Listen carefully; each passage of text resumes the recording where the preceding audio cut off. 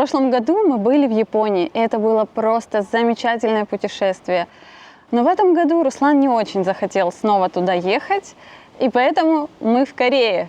Просто говорят, что Корея – это вот Япония на минималках. Я с этим, конечно, не очень согласен, потому что это все равно, что сравнивать, не знаю, Испанию там и Португалию. Ну, какой в этом смысл? Это две разные страны. И в этом видео мы хотим показать то, что нас удивило, что нас впечатлило, что нам понравилось, может быть, что нам не понравилось. И, как обычно, на нашем канале мы будем рассказывать какие-то познавательные вещи. Мы надеемся, видео вам понравится.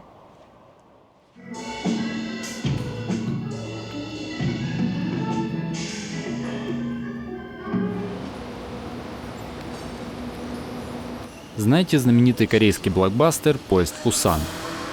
Там отец с дочкой прорывались сквозь орду зомби, чтобы добраться к матери. У нас было что-то похожее. На поезд набилась толпа пассажиров, мест нам не хватило, так что едем стоя. Ну, зато без нежити. Впереди наш первый пункт путешествия – город Пусан.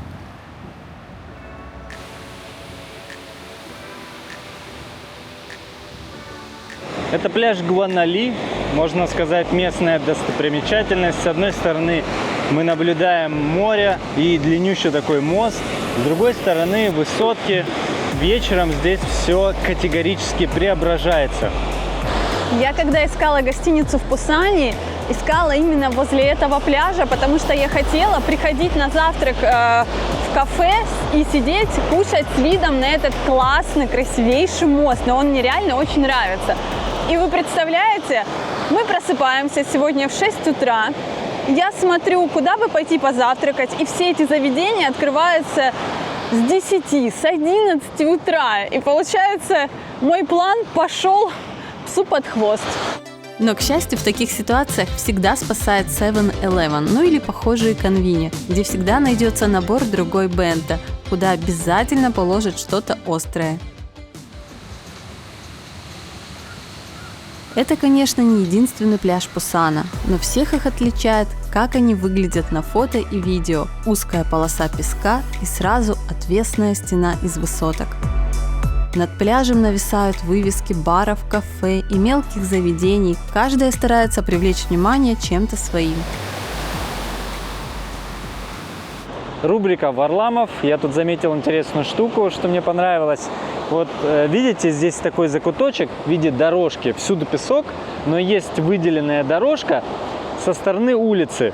Для тех, кто не хочет пачкать ботинки, он просто может прогуляться здесь немножко, постоять в этом кружке, на море понаблюдать и пойти по своим делам дальше.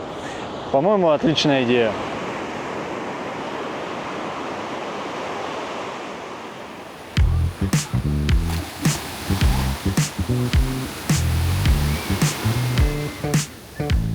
Вечером пляж Гванали превращается в тусовочное место. Главное украшение – мост Гванандагё, утыканный буквально сотни тысяч светодиодов. Свет на нем синхронизирован с музыкой, которая звучит из колонок прямо на пляже. Само по себе уже светомузыкальное шоу.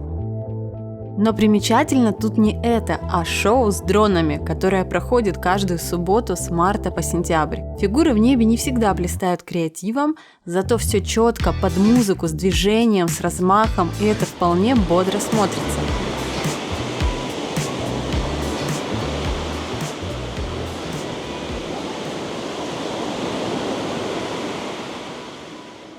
Есть смысл начинать знакомство с Кореей именно с Пусана. Это уже крупный портовый город-мегаполис, но интересных мест посмотреть тут как будто бы меньше, чем в Сеуле, так что впечатление от Кореи будет только возрастать. Только выходишь из вокзала Пусана, и перед тобой микс из высоток и простеньких домиков.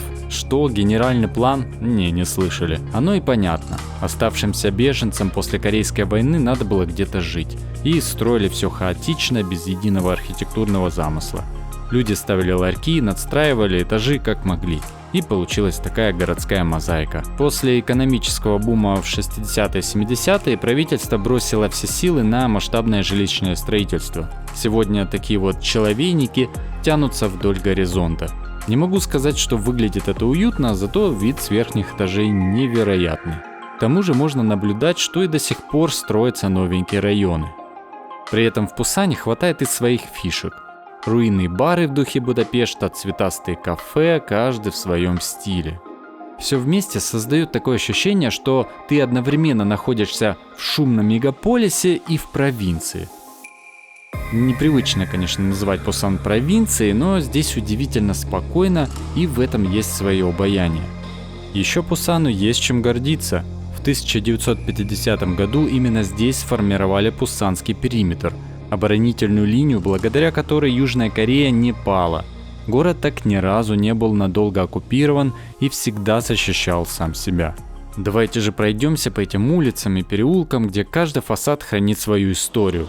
А рядом всегда слышен шум моря, напоминание, что Пусан вырос из порта и продолжает им жить.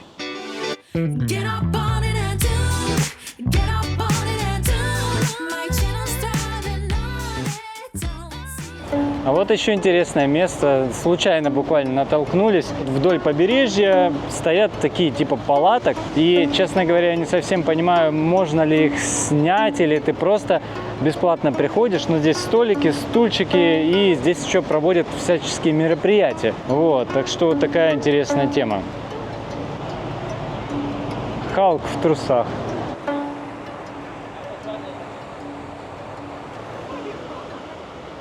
Еще один отличный пример того, как в Пусане заботятся о городской среде, это набережная Суйон. Она тянется почти на 10 километров вдоль реки Суйон до водохранилища. Идеальный маршрут для долгой прогулки или поездки на велосипеде. По другую сторону необычные здания. Это культурный центр, галереи, музей, кинотеатр и куча всего другого. Мы сейчас находимся на Биф-сквер. В переводе это Пусан International Film Festival. Она названа в честь фестиваля, который проходил в 1996 году. Это такой аналог Каннского фестиваля, только на азиатский лад. Улица Биф стала корейской аллеей славы. Здесь можно найти отпечатки рук звезд азиатского и мирового кино. До фестиваля этот район был обычной рынкообразной улочкой, а Биф дал ему вторую жизнь. Теперь тут кинотеатры, уличная еда, арт-клубы, и все это крутится вокруг культуры кино. Если вам захочется вкусить морских гадов, любой местный подскажет, что вам прямая дорога на рынок Чигальчи. И это действительно очень крупный, самый крупный в Корее и очень известный рынок морской живности. На первом этаже вы сможете купить разнообразных морских гадов, а вот на втором этаже вам даже помогут их приготовить за дополнительную плату, естественно.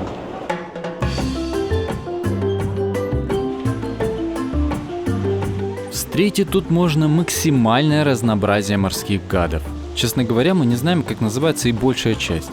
Если всяких креветок, крабов, кальмаров и разнообразных ракушек мы еще можем идентифицировать, то ты обязательно встретишь там что-то новое, странное и шевелящееся. Например, вот эта штука похожа на, то, что вы подумали, рыба-пенис. На латинском Eurexis unicinctus. Говорят, очень полезно и вкусно под соусом, особенно если закрыть глаза.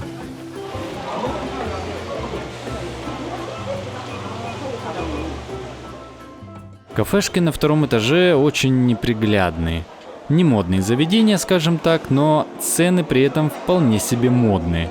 Еда свежая, спору нет, но блюдо без особых изысков. И главное, если ты турист, то вообще не знаешь, чего ожидать. Мы заказали огромную тарелку из различных моллюсков за 60 тысяч вон. И не сказать, что это было прям божественно вкусно, но опыт интересный. По-хорошему сюда стоит идти, если точно знаешь, что хочешь попробовать, и сам все выбрал на рынке снизу. Недалеко от рыбного рынка на холмах раскинулась деревня Камчхон. Сейчас это достопримечательность. Яркие домики, лестницы, уличное искусство. Но изначально сюда переселялись те, кто спасался от Корейской войны. Дома строились из подручных материалов, в том числе из плит старого японского кладбища. Все это росло без плана, но с отчаянным желанием выжить. В 2009 году власти решили вдохнуть в район новую жизнь. Пригласили художников, раскрасили дома, добавили арт-объекты. Пора бы уже завязывать с Бенте, а то начинает приедаться. Хэдон Йонунгса – одно из самых узнаваемых мест в Пусане и вообще на юге Кореи. Все из-за своего уникального расположения, красоты окружающего ландшафта и, собственно, храма. Народа тут, правда, немало, особенно в выходные, так что крепитесь и старайтесь не обращать внимания на людей, тут ведь есть на что посмотреть и что пофотографировать. Но не забывайте, что это прежде всего храм и духовное место.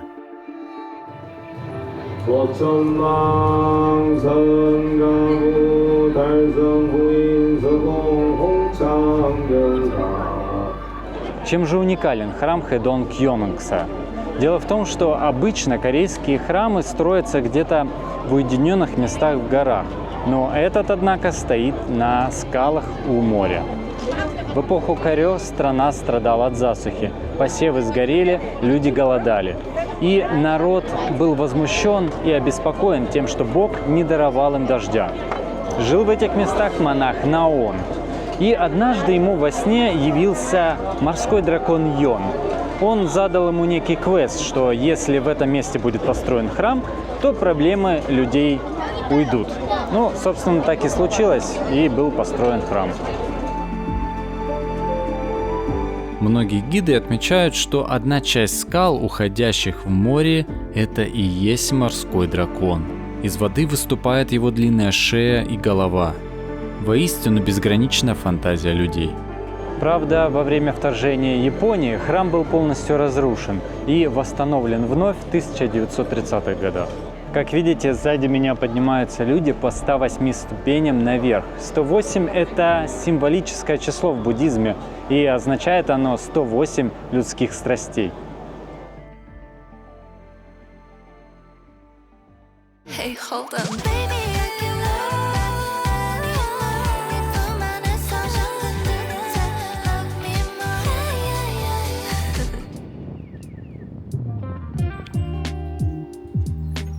Бывают места, которые не сносят, а переделывают, так, что прошлое остается в стенах, но внутри уже совсем другая жизнь. Фабрика проводов.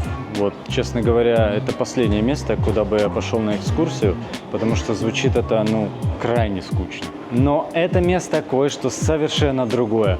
Креативное пространство, построенное в здании старой фабрики, заключает в себе различные выставки, кафешки, какие-то креативные инсталляции. Короче говоря, можно сказать, это место возродилось вновь на основании чего-то старого. Это вдохновляет. Внутри словно музей современного образа жизни. Ряды книг для всех возрастов, которые можно полистать, как в библиотеке.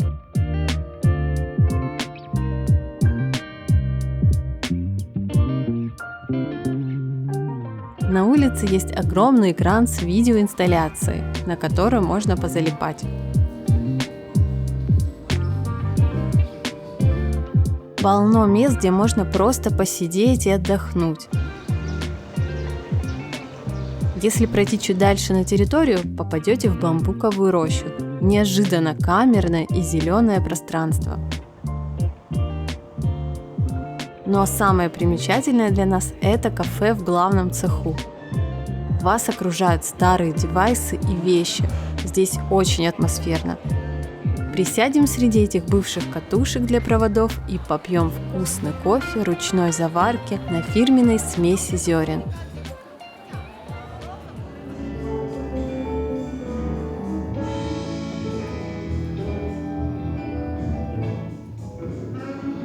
Во дворе по выходным тут особенно оживленно. Часто устраивают концерты местных групп. Люди рассаживаются на ступеньках у сцены или просто на траве, ждут своих кумиров.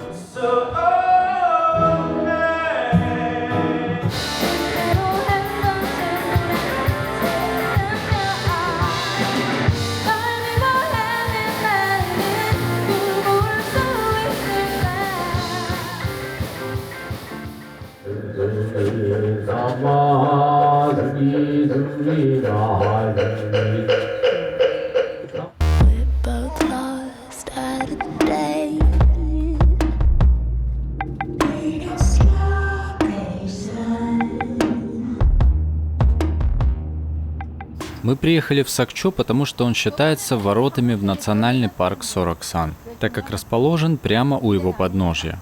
И на автобусе до парка рукой подать. Мне подумалось, что иногда прикольно приезжать в такие маленькие городишки, где особо нет достопримечательностей, кроме там какого-нибудь моста, скульптуры. И когда тебе особо нечего смотреть, ты как-то расслабляешься. Ты просто находишь что-то интересное в каждой мелочи и, ну не знаю, наслаждаешься моментом, примечаешь что-то. Как-то так. Cause you're on my mind, jump on it. Put 'em up, come and show me. I guess we'll never know it, all on it. Put 'em up, no second thoughts, just let me change your mind. Put 'em up. Из окна гостиницы на горизонте простирается море.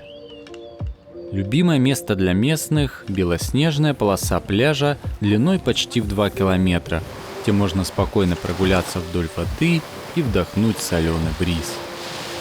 И несмотря на близость к популярным природным красотам, здесь сохраняется провинциальная атмосфера. Городок с населением около 80 тысяч человек не спешит жить.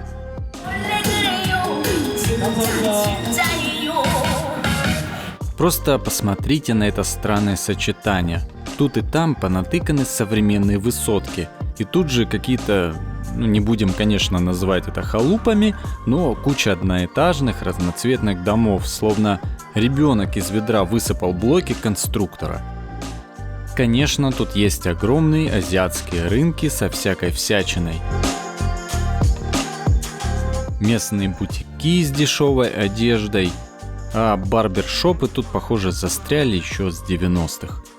Но есть в этом что-то занятное. Нравятся нам такие места. Сороксан – один из самых впечатляющих горных массивов Кореи. Острые гранитные вершины, глубокие долины и бурлящие реки.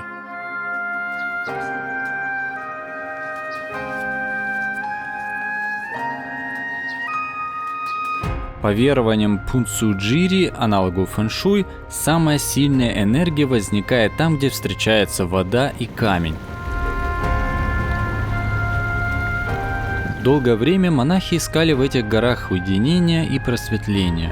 Высекали кельи прямо в скалах, строили храмы на перевалах, так возникла целая сеть святынь, разнесенных по склонам. Поэтому в горах Кореи так много буддийских храмов.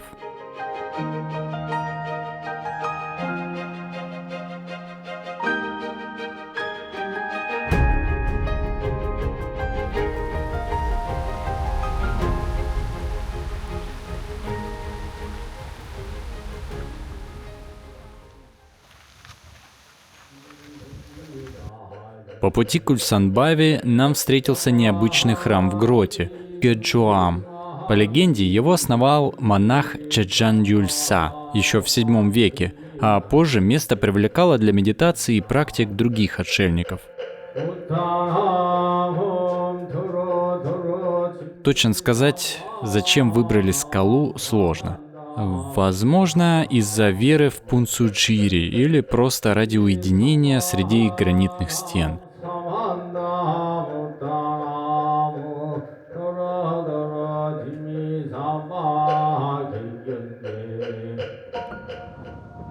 Во всяком случае, для нас это отличное место для передышки.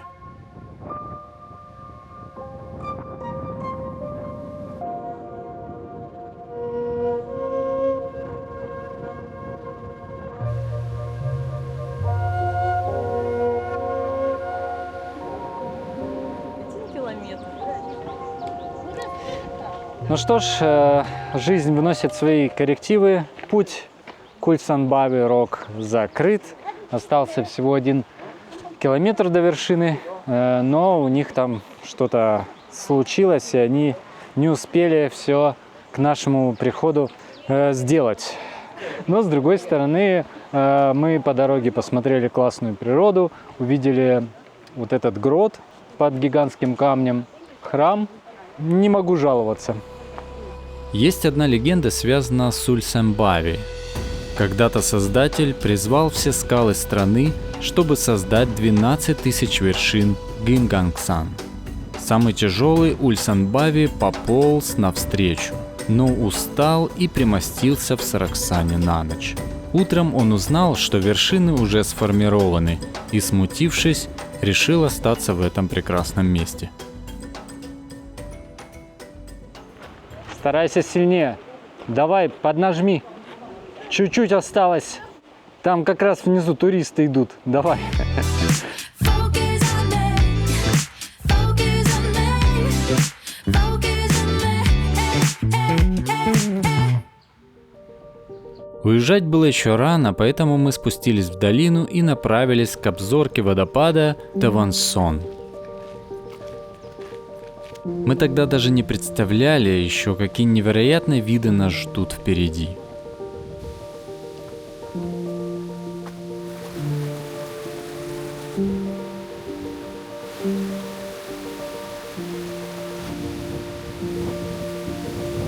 Подъем маршрута всего около 300 метров. Большая часть маршрута и правда была несложной и красивой. А вот после водопада началась лестница. Все бы ничего, но это был как раз основной подъем, и мы порядком задолбались в край подниматься по ней.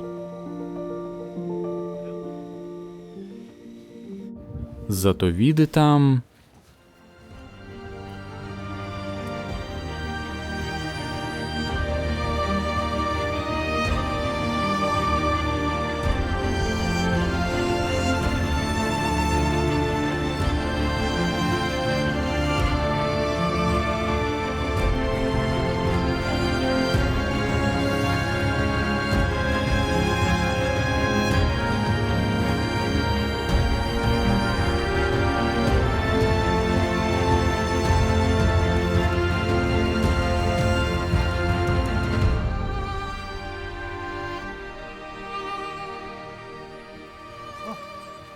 Перед спуском покормили любопытных и смелых бурундуков. Ну что, Чип и Дейл, вот вам еще орешков. Надеюсь, вы придете к нам на помощь в случае чего.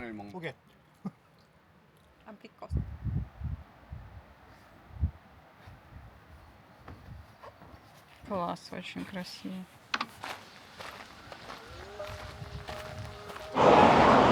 После хорошего хайка надо хорошо поесть. И поэтому сегодня мы будем вечером есть мясо. Да, заведение такое интересное. Называется 3900, потому что здесь 100 грамм свинины. Самый дешевый стоит 3900 вон. Как это все работает? Мы садимся, у нас здесь есть плита горячая, мы по меню заказываем мясо, которое хотим, всякие овощи, грибы. Это все за 1000 вон. Ну, просто подходишь и берешь то, что тебе нужно. В общем, будет вкусно.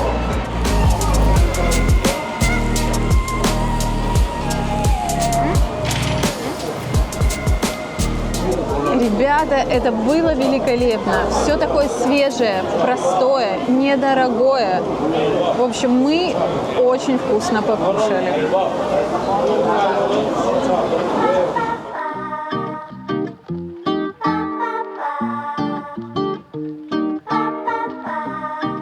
Если Пусан – хорошее начало для знакомства с Кореей, то Сеул – ее центр притяжения.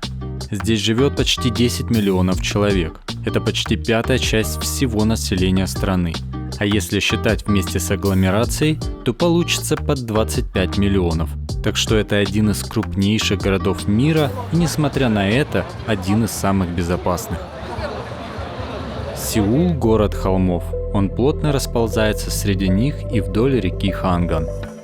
У города нет определенного исторического центра. Город развивался хаотично, и в результате все привело к появлению нескольких центров. Кстати, само слово «Сеул» с корейского дословно означает «столица страны». Сеул – столица Кореи уже более 600 лет. С виду город с историей, старинными храмами и переулками. Но стоит присмотреться и понимаешь, что это одна из самых продвинутых столиц. В Сеуле один из самых быстрых и дешевых интернетов в мире. Почти везде есть бесплатный Wi-Fi. Возможно, удастся обойтись даже без покупки сим-карты при приезде. Это первая столица мира, где все автобусы и метро стали полностью безналичными, еще в 2004 году.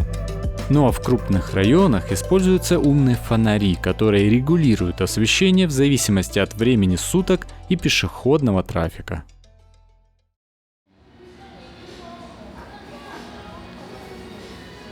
Сейчас идем в необычное место, где природа прям вторгается в городскую среду. О, я уже вижу!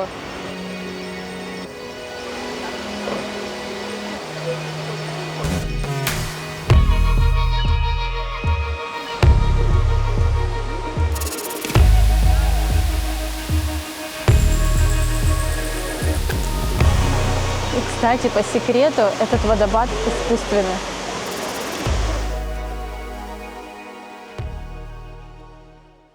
Знаете, куда мы собираемся? На встречу с овечками. Есть мы, конечно, их не будем. Только тискать, обнимать и гладить.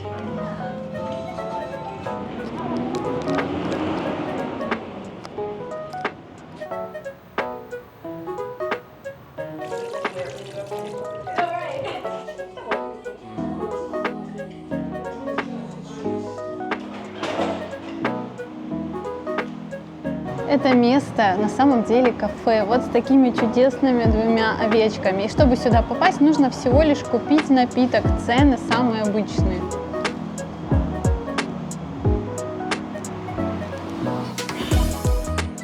Что самое забавное, обязательно мойте руки. Причем до того, как будете гладить овечку. Ваше здоровье вообще никого не колышет. Главное, чтобы овечки оставались в здравии. Я никогда овец не гладил. Как будто носочки. Да, пледик. Ты мой пледик. Причем, конечно же, овечки не бегают внутри кафе, иначе запах стоял бы превосходный и явно мешал бы вашему аппетиту. А так они снаружи, рядом с кафешкой, в загоне и живут свою лучшую жизнь. Пока, Лаки-Вики, пока! Пока! Уличная еда в Сеуле – это отдельный культурный слой, особенно ближе к вечеру, когда вдоль тротуаров выстраиваются скромные тележки, а вокруг начинают собираться голодные прохожие. Но, честно говоря, выглядит еда для обычного европейца, скажем так, странно и непривлекательно. Во всяком случае, у нас не возникло желания купить что-то непонятное, зато атмосферно. 그 순간 내게 다가오는 느낌 It's gone like a surprise 내 맘을 간지럽히네 Starfield Library – это не совсем даже библиотека, а центр притяжения внимания или некая достопримечательность. Находится она прямо в самом сердце Коекс Молл, одного из самых больших моллов Азии. И тут нет той тишины, к которой привыкли посетители библиотек. Вместо этого 13-метровые книжные башни, Starbucks под боком и на тебя не шикает, если громко заговорил. Сюда приходят не столько читать, сколько посмотреть, ну и пофотографироваться, чего уж тут. Хотя, если приглядеться, народ и правда залипает в книги, сидят себе тихо в сторонке, пока туристы носятся вокруг как папарацци. Один персонаж, он, видимо, уже совсем ухандокался от чтения. Официально это не государственная библиотека, это место, где книга выступает как арт-объект. Библиотека эта расположена в районе Гангнам. Но мимо огромных рук из клипа вы точно не пройдете мимо. Парень, который бегает, а потом парень, который летает. Детка, детка, я парень, который кое-что знает. Ты понимаешь, о чем я. Опа, стиль района Гангман.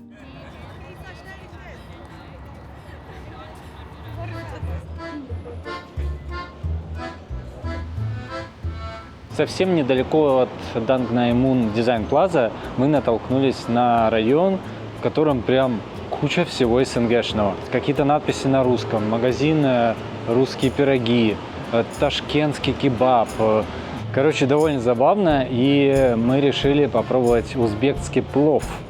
Посмотрим, что из этого выйдет.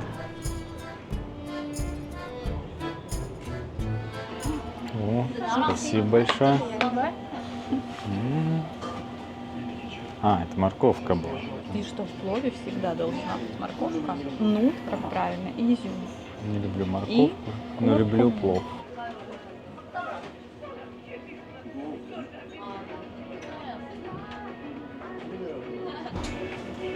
Забавно, что нам дали морковку по-корейски, когда на самом деле Корея, она не имеет никакого отношения, тем не менее мы находимся в Корее, поэтому все легитимно. Короче, это скорее узбекский район, нежели чем русский. Ну, там многие говорят на русском, поэтому и названия такие. Чогеса – главный храм корейской школы буддизма. Кажется, один из самых фотогеничных в Сеуле. Мы заскочили сюда буквально на 15 минут по пути, но сразу поняли, что место особенное. Все небо над двором было затянуто фонариками, подвешенных на плотной сетке, настолько густо, что небо скрылось полностью, и храм и двор окрасился розовым. Позже мы узнали, что так декорируют храм ко дню рождения Будды в мае. Как раз именно в этот период нам и удалось попасть туда. Сегодня воскресенье, и значит, на набережной реки Ханганг будет куча народа. К тому же сегодня здесь проходит какой-то массовый фестиваль. Здесь мало тени, очень жарко, куча народа. Нам такое не очень нравится. Но есть палатки, это придает какой-то походный вайб. Это нам нравится.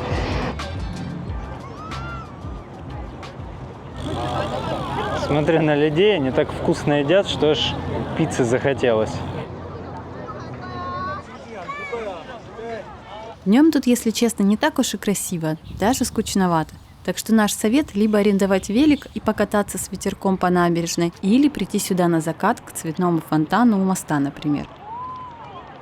Несмотря на то, что здесь огромное количество народа, здесь все достаточно грамотно организовано, много персонала, полиции, все тебе говорят, куда лучше и удобнее пройти, направляют, закрывают движение. Короче, здесь прям дикая суматоха, но при этом все знают, куда и что идти, и что делать. 널 만나기 전에 순수한 사람 따위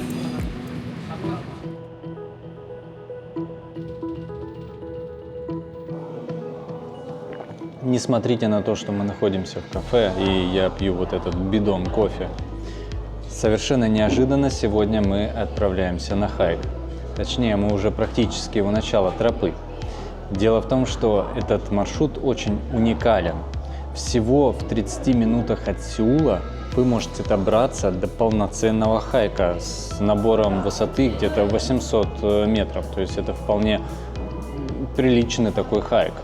И чуть ли не единственный в мире с такой доступностью прямиком из мегаполиса. Маршрут в горах Пукхансан оказался одним из самых впечатляющих за всю поездку. Несмотря на то, что все это в черте города, здесь действительно ощущаешь себя в горах Азии. Храмы, лес, скалы. Есть две тропы к вершине Пэгонде, попроще и посложнее. Мы, конечно же, выбрали вторую. За 2,5 часа набираешь почти 800 метров подъема, и это самая высокая точка Сеула.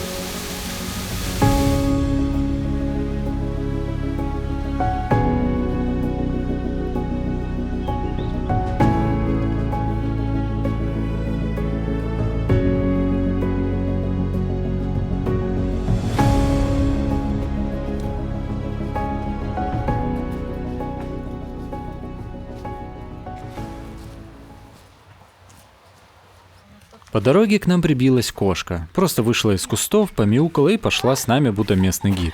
В корейской мифологии у гор есть дух-хранитель Сансин, а рядом с ним часто ходит тигр. Сегодня, похоже, в роли тигра вот эта усатая мяукала.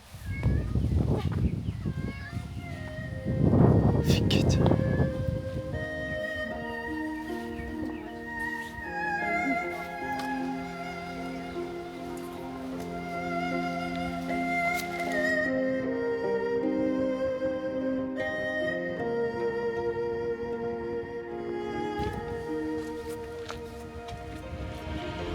Чем ближе к вершине, тем круче становится тропа. Скалы, перила, тросы.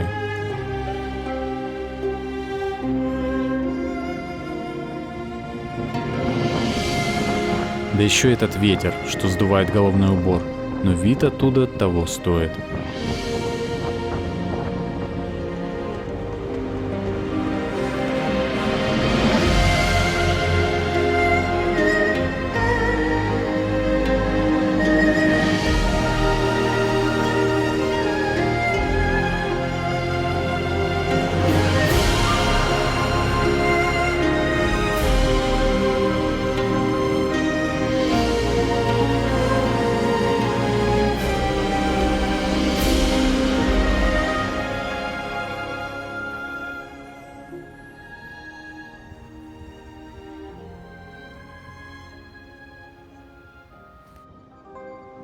Обратный путь оказался не менее интересным. Мы пошли другой тропой, на которой попадаются участки старой крепостной стены XVIII века, сторожевые ворота и каменные проходы. Есть даже целый маршрут в 11 километров через все 12 врат.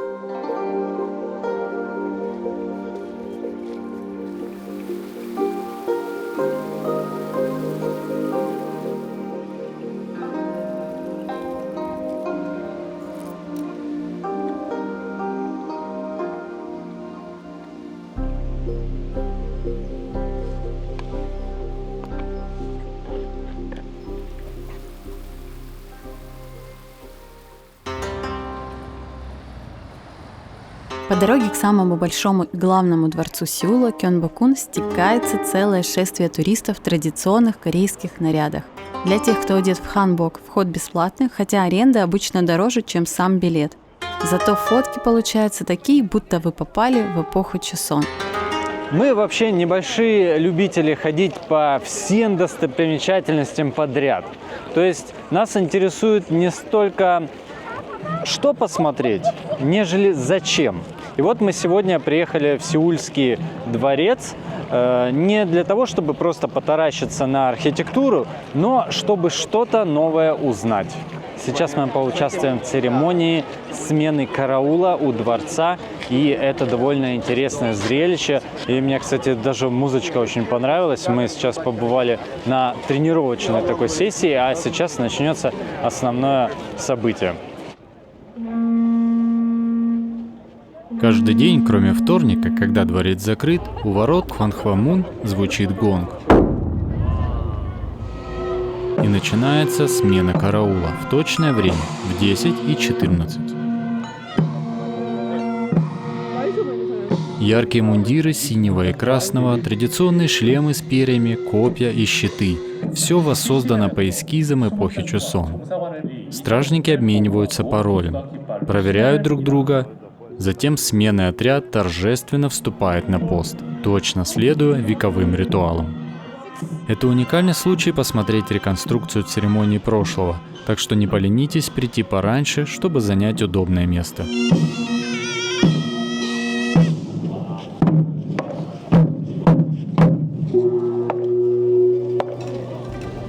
Итак, мы в Кёнбокун, королевском дворце в сердце старого Сеула. Просторные дворы, покатые крыши с драконами, резные врата, резиденции. Сейчас это кажется какими-то декорациями к исторической драме. Но если включить воображение, за красотой этой архитектуры чувствуется чья-то ежедневная жизнь. Не церемониальная, а самая обычная. Кто-то тут просыпался с первыми лучами и планировал будущее страны. Кто-то влюблялся или проверял еду на яд. В королевской библиотеке Чибокче император мог читать конфуцианские трактаты, вести личные дневники или обсуждать государственные дела с приближенными. Когда посещаем подобные места, нам интересно попытаться почувствовать уклад той жизни. И там мы узнали трагическую историю королевы Мин, супруги короля Коджона. Она жила здесь во внутренних покоях дворца. Умная, влиятельная и слишком независимая для японских политиков. Она вызывала у них страх и ненависть. Осенью 1895 года, еще до рассвета, в ее покои ворвались наемники. Королеву и ее служанок жестоко убили, а затем сожгли тело в саду. И стоя сейчас в этих изящных стенах Кёнбокуна, трудно поверить, что когда-то они стали молчаливыми свидетелями такой трагедии. Рядом с Кёнбокун есть короткая аллея, отражающая срез корейской истории. Очень советуем пройтись. Вначале встречаете деревянные идолы, которые устанавливали для защиты деревень. Чуть дальше традиционный дом ханок середины XIX века. Это был типичный дом семьи среднего класса того времени. А в конце улица в стиле 70-х, 80-х годов с раритетными вещами, рекламой и интерьерами этих годов. На обед у нас сегодня традиционное корейское пиршество.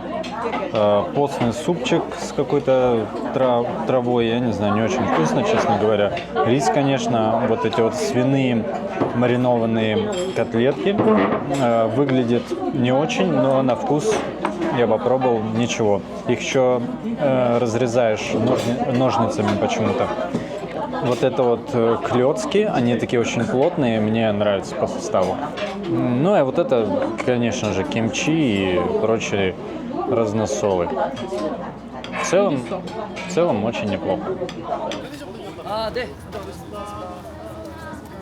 Ихва Mural Village зародился в 2006 году, когда город пригласил художников разукрасить дворы, лестницы и фасады старого квартала Унаксан Парк, чтобы оживить умирающий район.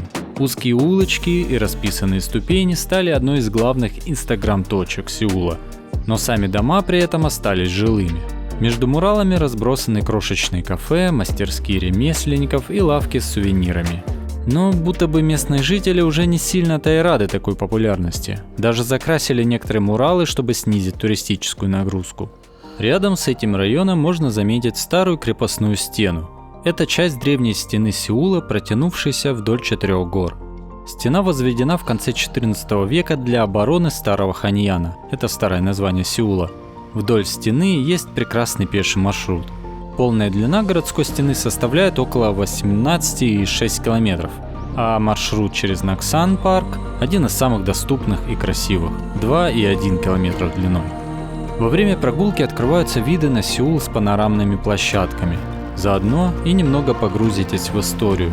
Например, можно заметить даже каменную кладку разных периодов.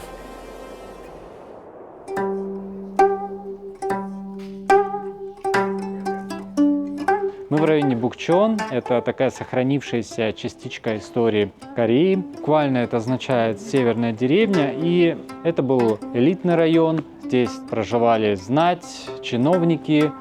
А сейчас здесь также продолжают жить обычные люди. Хотя это одна из самых туристических улиц Сеула, не забывайте, здесь реально живут люди. Таблички «Соблюдайте тишину» встречаются почти на каждом углу. И даже дежурят специальные сотрудники, информирующие, что гулять по району можно только с 10 до 17. Здесь самая большая концентрация ханок в городе. Около 900 традиционных корейских домов, спроектированных еще по принципам пунцуджири. Обратите внимание на широкие карнизы, они защищают от летней жары, а внутри обычно пол с подогревом ондоль. Сейчас часть домов отреставрирована и превращена в галереи, магазины ремесел, гостевые дома и, конечно же, атмосферные чайные.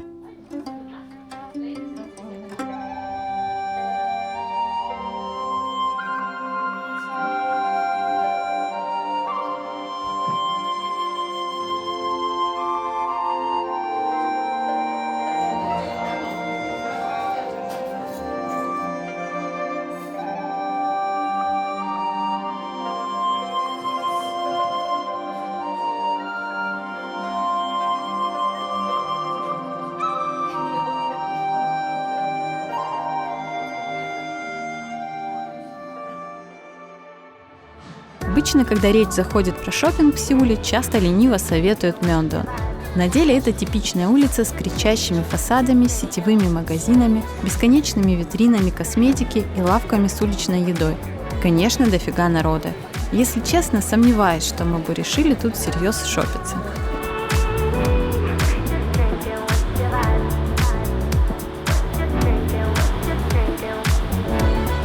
Если хочется чего-то поинтереснее и локальнее, лучше приехать в Хонде. Тут уже другая публика, в основном местная молодежь, поскольку район находится возле университета Хонгик. Магазины более простые, подешевле, зато с характером. Вещи корейских брендов, винтаж, необычные аксессуары. Кстати, тут очень в моде гадалки, неприметные салоны, где вам разложат судьбу. А дальше по улице становится поинтереснее, начинаешь встречать разных уличных артистов и певцов.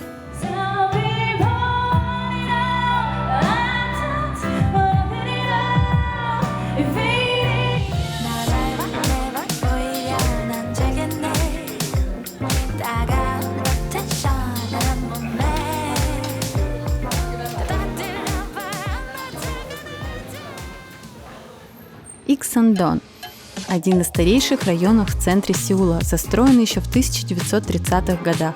Он чудом уцелел во времена стремительной модернизации города и теперь превратился в настоящий дизайнерский кластер внутри старых ханок-домов. Здесь можно найти магазины с корейской дизайнерской одеждой, которую не увидишь в сетевых брендах. Многое шьется прямо в мастерских за стенкой. Немало тут и фотостудий, корейцы прямо обожают фоткаться, этого не отнять.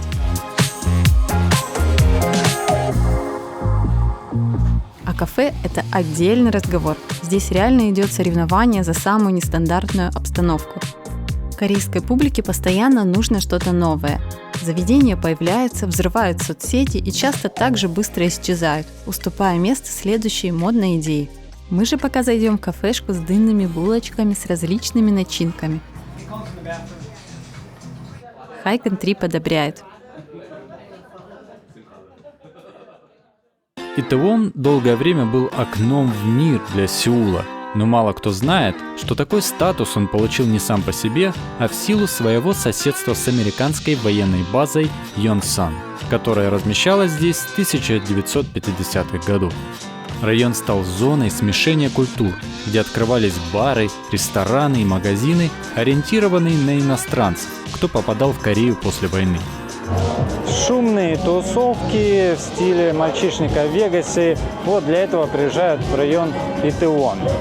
Здесь вся ночная жизнь, пожалуй, начинается даже не к вечеру, а ближе к полуночи. То есть прийти в бар 2 часа ночи, здесь это обычная история. И бар-хоппинг это такой вот местный ритуал, можно сказать. Это когда переходишь от одного бара к другому и вот так вот проживаешь свою жизнь. Сейчас мы идем, людей практически нет относительно обычного состояния этих улиц, потому что сегодня понедельник и всего лишь 8 часов. Это, считай, утро для местных.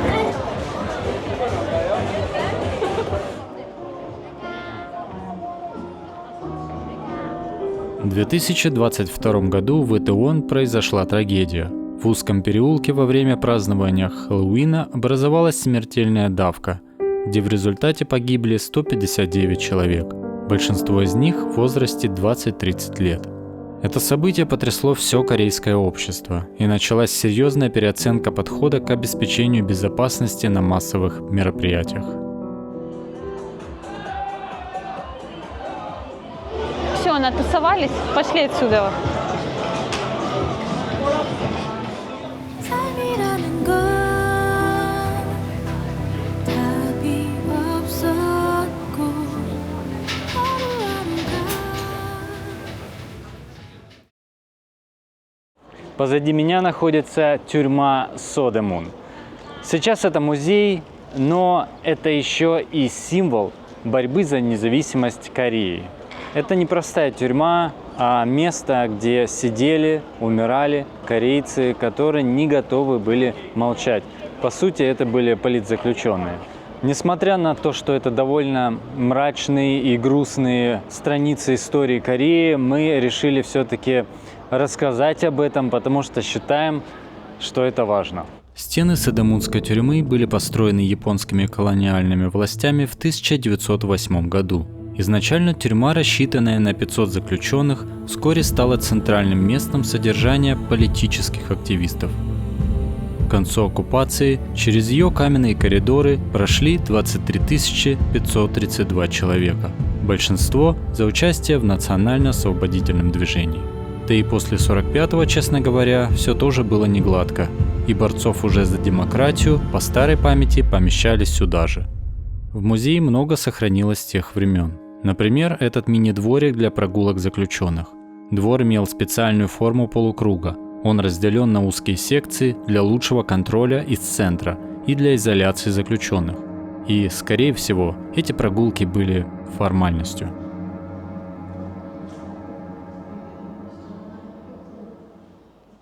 Чисто технически интересная штука. Вот это называется пайтонг. С помощью них заключенные могли подавать сигнал охране. Как это выглядело? То есть, по сути, это такая простая сигнальная кнопка. И работало все элементарно. Сохранились камеры предварительного заключения, комнаты допроса. Все это оставляет очень сильное впечатление. Вот, например, деревянный шкаф со скошенными стенами. Заключенный внутри не мог ни встать прямо, ни сесть. И находиться он там должен был часами. А это ящик-клетка, где у тебя просто нет возможности выпрямиться из-за шипов вокруг. Для многих все это приключение заканчивалось казнью. Самое жуткое – это тайный туннель, через который вывозили тела погибших узников, чтобы скрыть от остальных масштабы происходящего. А рядом стояло дерево, за которое приговоренные держались перед казнью. Его называли тополем плача. В одном из залов музея портрет девушки. Ее звали Ю Гван Сун. Она умерла в этой тюрьме после многократных допросов и пыток. Ей было всего 18. Даже если мои ногти будут вырваны, нос и уши разорваны, мои страдания – ничто по сравнению с потерей моей страны. Мое единственное сожаление, что я не смогла сделать больше для нее. Честно говоря, когда смотришь на эти бесконечные лица, чьи жизни были искалечены за стремление к свободе, слезы наворачиваются сами собой. И даже не из-за страданий, которые пережили люди, а из-за той радости, когда они остались живы и вышли на свободу.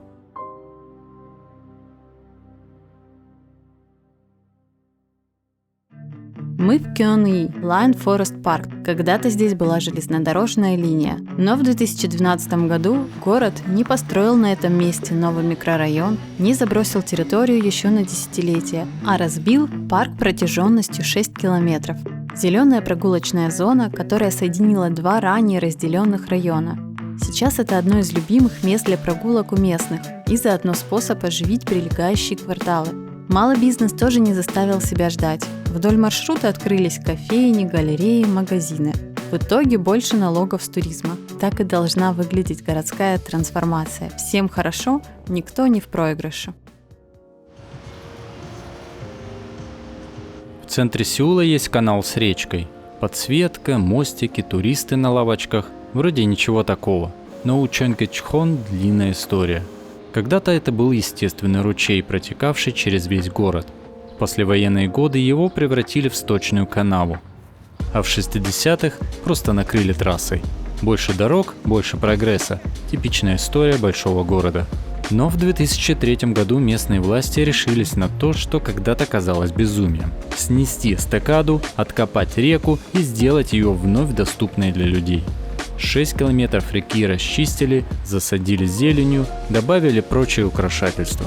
Если окажетесь рядом, возьмите напиток с собой и прогуляйтесь вдоль, насколько хватит желания. Сверху видишь верхушки бизнес-центров, а ты идешь, смотришь на воду и чувствуешь прохладу. Говорят, за первые 2 года после реконструкции в районе Чонгэчхона температура воздуха снизилась на несколько градусов. Улучшилось качество воздуха, и даже животные стали возвращаться в привычную среду обитания. Так что все возможно, если очень захотеть.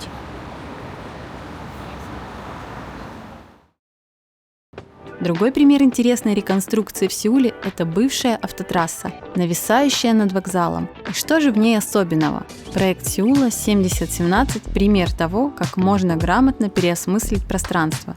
Когда-то здесь носились машины. Эта эстакада была построена в 1970 году и соединяла районы через вокзал. В 2010-му конструкция пришла в упадок, и ее собирались снести. Но вместо сноса решили вдохнуть новую жизнь. В 2017 году трассу закрыли для транспорта и превратили в прогулочный парк на высоте. Отсюда в названии 70 и 17. А еще количество пешеходных выходов, ведущих вниз, тоже ровно 17. Протяженность надземной части около километра. Клумбы с цветами, уличная пианино, лавочки, даже свое небольшое кафе.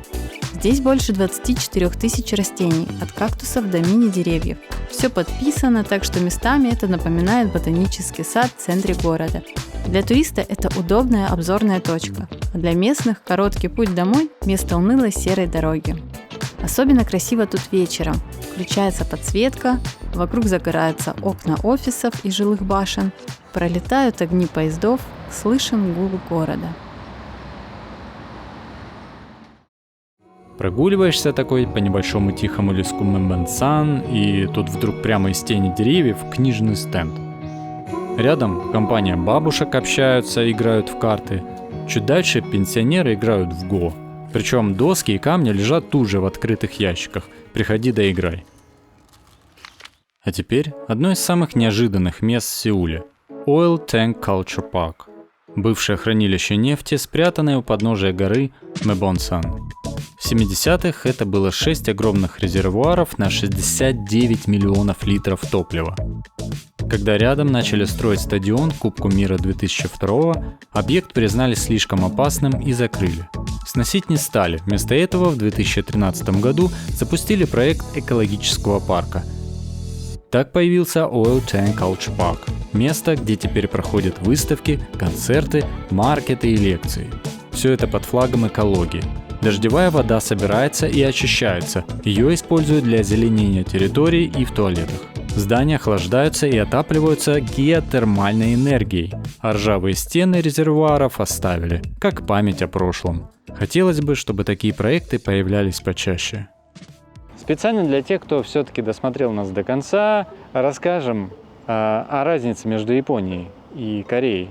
По крайней мере, о тех вещах, которые мы для себя отметили. Не то, чтобы они были действительно важны для какого-то кардинального решения. Начну с того, что нам Сеул зашел больше, чем Токио или Осака. Я не знаю, с чем это связано. Возможно, с тем, что корейцы, возможно, более смело подходят к преобразованию города под какую-то комфортабельную среду. То есть мы уже рассказывали о многих моментах, где дороги превращались в тротуары, где бывшие фабрики становились каким-то культурным центром. И это действительно классно, и этого гораздо больше в Сеуле, чем вот в Японии, как мы заметили.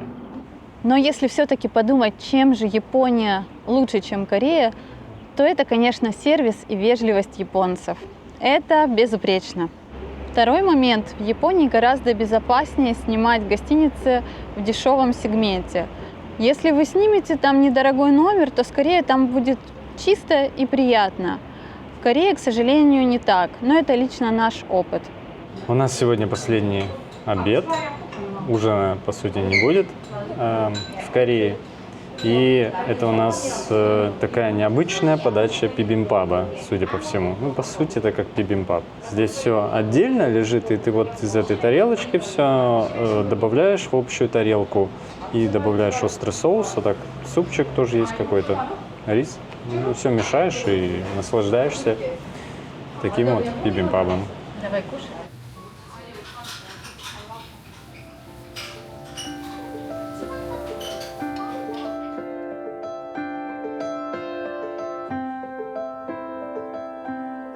Шаг за шагом поднимаемся к вершине невысокой горы Ансан, чтобы бросить последний за поездку взгляд на Сеул в золотистых лучах заката.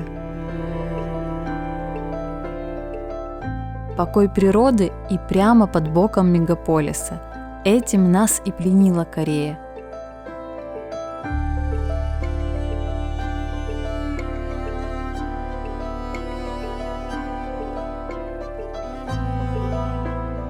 Сколько же было впечатлений за эти 12 дней. И кажется, что они пролетели за один миг. А сколько еще осталось неизведанного. Иные маленькие города, острова, новые тропы, укромные места.